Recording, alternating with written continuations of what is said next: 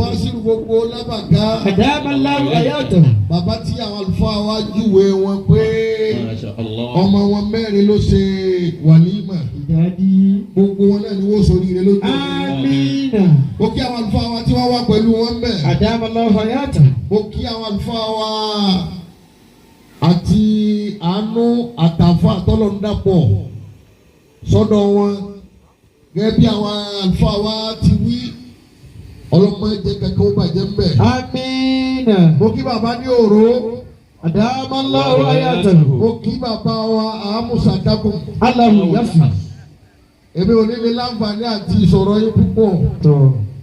Àjọ jẹ, àjọ mu, àjọ wà pọ̀. Bí mo ti rí àyàyà mi já. Pé iṣẹ́ sì wà. Allahu akbar. Ìwà mọ̀ pé èsì túbọ̀ àbẹ̀ ti wà yẹn náà. Ọlọ́run ní yóò bàjẹ́. Àmín. Mo kí àwọn àlùfáà wa lẹ́gbẹ̀ẹ́ wọn. Àwọn wa nẹ́sìpà tàbí kọ́rí. Mo kí ẹ̀yin ìyá wa ẹ kú oríire. Ọlọ́run bá dúró tì yín. Àmín. Oríire tí a ṣe lọ́dọ̀ àwọn àlùfáà wa. Ọlọ́run ó jò ó ràn mọ́. Àmín. La ilaha illallah. Àmín. Gbogbo àwọn ọmọ kẹ́wù pátá. Mo kí gbogbo yọrọ jẹ lálùbáríkà. Àmín. Mo kí àfáwà Rahid. Èyí sọ fún Sheikh Abdul Latif. Adamallahu hayatahu. Pé mo ṣẹ̀ṣẹ̀ ń gbọ́ ìròyìn àlùfáà yìí ni. Bàbá wa ń sọ pé báyìí lọ́dọ̀ àfáwà Al-Mukhtar. Oríire náà ṣe bẹ̀rẹ̀ ní Ọlọ́run ní yóò bàjẹ́. Àmín. La ilaha illallah. Àmín. Bàbá wa Khalifa Ọláwùmí àgbà. Adamallahu hayatahu. Ọlọ́mọṣà bá aṣọ wọn. Àmín. Ọlọ́mọba dúró tì wọ́n. Àmín. Abdul Latif. Abdul Latif. Wa ma bil ilmi ma'rufun. Wa ma bil ilmi ma'rufun. Wa ma bil ilmi ma'rufun. Wọ́n yóò tuntun ìfẹ́ pẹ́ o. Wa bil fasahati masrurun ladan nasi. Bàbá ní. Ìgbésẹ̀. Abdul Latif. Sheikh Abdul Latif. Abdul Latif. Ẹ mọ̀ kú oríire tó ga jù sẹ́gbẹ́ lọ. Abdul Latif. Bàbá wa Ọláwùmí nílùú Ìgbésẹ̀. Abdul Latif wa ma bil ilmi ma'rufun. Ẹ̀ka ẹ̀sìn hàn pẹ̀lú ìmọ̀ tí bàbá tó bí yín mọ̀ tó fi mọ àwọn èèyàn. Ìmọ̀ yẹn ló gbé ẹ̀yin náà ga. Fọwọ́bálẹ̀ ẹlòmíì á máa pọ́ọ̀dù ara rẹ̀ pé mi lọ́mọ Ọláwùmí.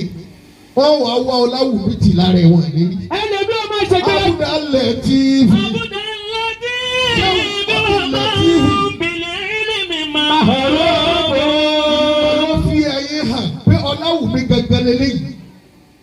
Ẹ̀yin kọ́ lẹ pera yín Ọláwùmí, ìmọ̀ ló júwe Ọláwùmí lára yín. Abdul Latif. Abdul Latif. Ṣéwù Abdul Latif. Wa ma bil ilmi ma'rufun. Ọlọ́ fi yín hàn ẹ wo bí ẹ ti bá dúgbò yìí ni ẹ sì yí àìmọ̀ yí àwọn ọmọ. Yóò tọdún 5 mẹ́wàá tá a ti wá bá ṣe wà ní mọ̀ká ládùúgbò yìí náà. Bẹ́ẹ̀ ti bẹ́ẹ̀ bẹ́ẹ̀ sì bá bẹ́ẹ̀ jẹ́. Abdul Latif wa ma. Ẹni mo kọjá àfa àti ibà lásàlá tùsùn ẹ kú oríire ìtọ́ tújọ ẹlòmíì tó tún bá yé tẹlòmíì jẹnu. Bàbá yẹn tẹ̀lé mi jẹ́nu. Abdul Latif. Abdul Latif wa ma bil ilmi ma'rufun. Ọlọ́fi ẹ̀yin rẹ̀ bẹ́ẹ̀. Wa bil fasahati masrurun Ladan nasi. wa bil fasahati. Káwí bí ti bàbá ẹni tí wí. Wa bil fasahati. Akẹ́lẹ́nu bí bàbá ẹ̀. Olóògbé yóò tọdún mẹ́wàá sí ṣe àwọn àlàtí iná ọkùnrin wọ̀. Àwọn ọmọ máìkì dání ìjókòó yín náà ni. Wa bil Bóyá wọn àwọn akẹ́ ò sí fasahati. ìgbà fún yín gbà náà. Torí kíní yẹn wọ́n yé tètè gba ìmọ̀ ìjùlọ àwọn lórí bàtà sí wá tú o. Àbá wa wí gbà náà pé mo lè kọ́ ọ ní kéwúlógún ọdún láì ní mo tíra. Àwọn kan náà ń bá wí ìjókòó náà lọ́dún náà lọ́wọ́. Adamallahu hayatahu. Mashhurun. Mo kì í púpọ̀. Wa bil fasahati masrurun ladan nasi. Bí wọ́n ti wí lé yín, ó wá jẹ́ kí gbogbo ayé ó mọ̀ yín pé Ọláwùmí lélẹ́yìn.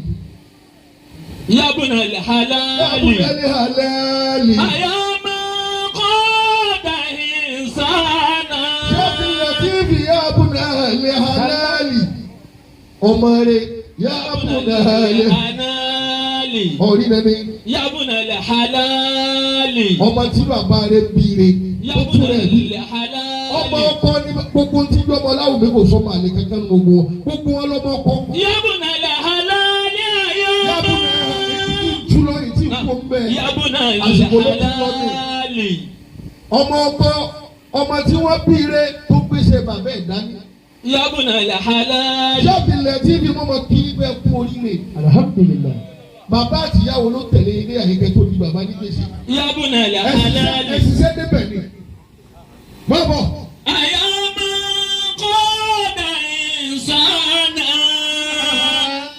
Ila lihuda kabihi as'adinna. Ìdè tógúntógún. Pé iṣẹ́ tí bàbá tèmi ń ṣe ni pé bàbá mi máa ń fi yẹn mọ̀ náà. Ẹ bẹ̀rẹ̀ sí kọ́ àwọn Kùránì.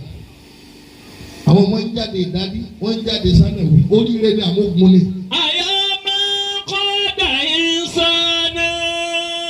Bẹ́ẹ̀ tí iye àwọn ọmọ kan wò làwọn kan sọ pé àlélẹ́ ìfẹ́ gbalẹ̀ mọ́ àwọn ládùúgbò, ó fẹ́ di eré ládùúgbò, ó fẹ́ di bákàbà, ó kún ní. Bí bàbá yín náà ti dá lórí ilé tó fi di bàbá lórí ilé nù. Ayama koda insana. Mo kí yín púpọ̀, èyí láti ẹgbẹ́ àwọn èèyàn mọ́nà. Kà á bí.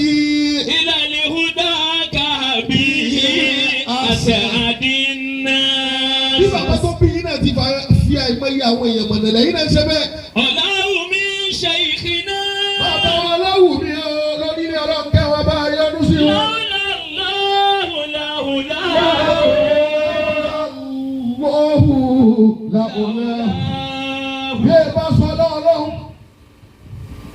bí ẹ bá sí ọlá bàbá lórí ilé bàbá wọn Láwùmí àgbà. radiyallahu ta'ala anhu. Kunna tugata urata ashikiyannaze.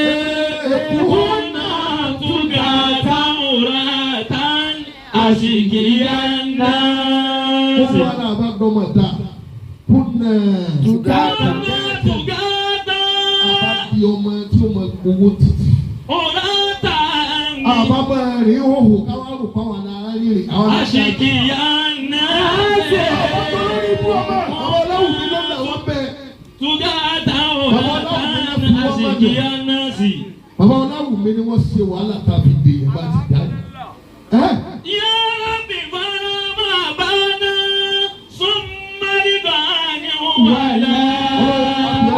Kẹ́ bàbá Láwùmí o. Bá a yọ́nú sí bàbá Láwùmí. amina. Bá a kẹ́ wọn bá a yọ́nú sí wọn. amina. Tukhuzi ya Rabbana fil qabri bil lawsi. Tukhuzi ya Rabbana fil qabri bil lawsi. Bí ọ̀rọ̀ mi ò lè ní ìtumọ̀, ayé mímọ̀ la wà yìí. Al-ilmu hayatul insan. Al-ilmu hayatun lil-insani. Ìdájú márùn-ún náà ni ó wá ti bẹ́ẹ̀ lọ lọ náà nù. Bàbá wa ní gbèsè. Bàbá wa ní gbèsè. Ìmọ̀ ni ẹ̀dá lè fi sẹ̀mí. Ìmọ̀ lọ́mọ ẹ̀dá lè fi sẹ̀mí. Ìmọ̀ ni ẹ̀dá òkú ni òní jí ó kú. Ìmọ̀ lọ́mọ ẹ̀dá òní tí ó kú tí òní jẹ́ ó kù. Wọ́n máa gbọ́ pé lágbájá kú, ìmọ̀ wàá sọ pé kò kú. Ìmọ̀ ní ọ̀dọ̀ sọ pé kò kú.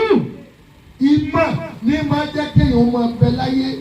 Ọ̀sìn ní kú òní gbèsè tó wà yóò kú ọ̀ yóò sì máa dé lọ. Ọmọdé bá dà yóò máa dábẹ́ kúta. Al-ilmu. Al-ilmu hayatun lil-insani. Ìmọ̀ ni máa jẹ́ kí ẹ̀dá máa bẹ lọ títí. Òun lẹ̀dá máa fi gbádùn ayé, òun lẹ̀dá fi ṣayé. Bọ́bọ̀. Ja'alahu Allahu lil-ilma manara. Ọlọ́run ṣe mímọ̀. Ó gbé e sí òkè báyìí. Gbogbo ayé ni máa wò tọ́lá nìkan ò ní mímọ̀ àfẹn tí ó ga láyé. Bẹ́ẹ̀ bá ti ní mímọ̀, ó ti dẹ́n tí gbogbo ayé ó máa pé wò.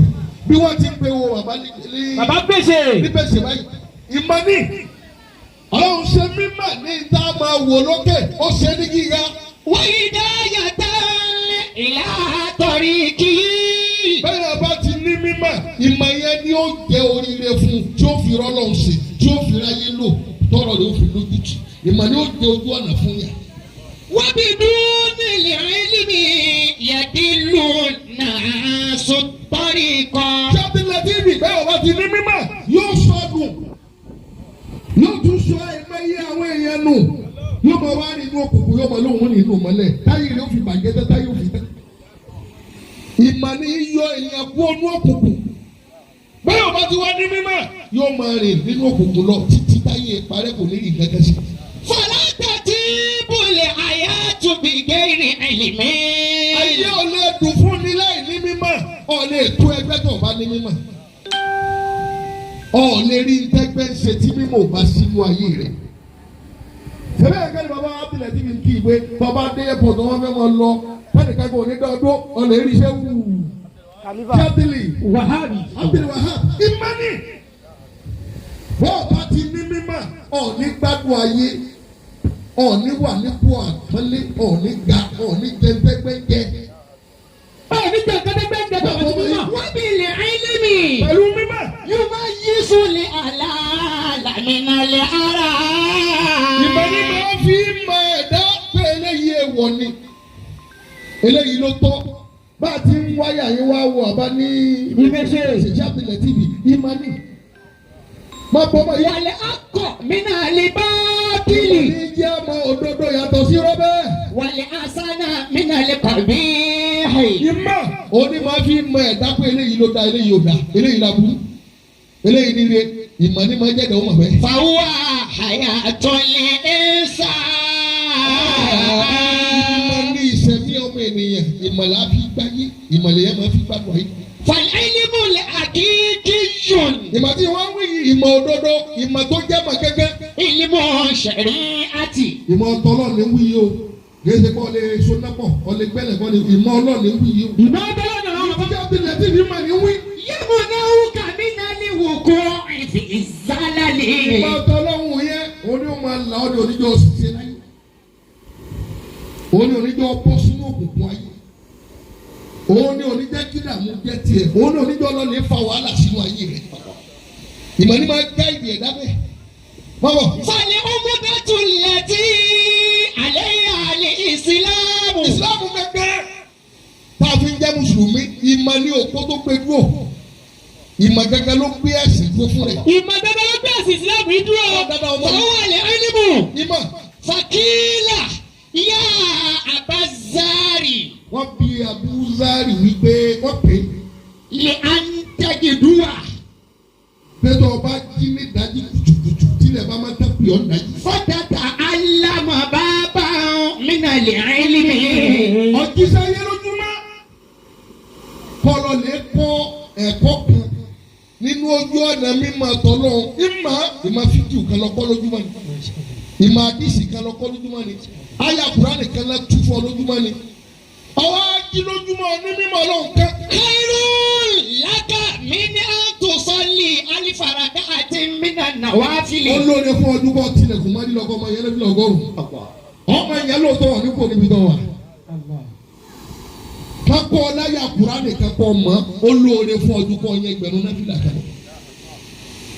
Ìmọ̀lá kí lára Ṣáàtìlẹ̀ TV délẹ̀ kájẹ̀ mọ́. وقال الإمام علي كرم الله وجهه Bọ́bọ̀. العلم محيي النفوس. Ṣáàtìlẹ̀ Alì ó ní ìmọ̀ òun ní máa yí ẹ̀mí ẹ̀dá òun ní máa yí ayé ẹ̀dá bí ìbá ṣe ọlá bàbá Ọláwùmí tí wọ́n tún gbogbo ayé ṣe wọ́n tún gbogbo táyé ṣe káyé tí wọ́n náà lè dá ní. Radiyallahu ta'ala anhu. ومنير Ìmọ̀ ló jẹ́ العقل. Ọláwùmí ó ṣẹ́kù. Ìmọ̀ ló jẹ́ sí Ádámù ó ṣẹ́kù.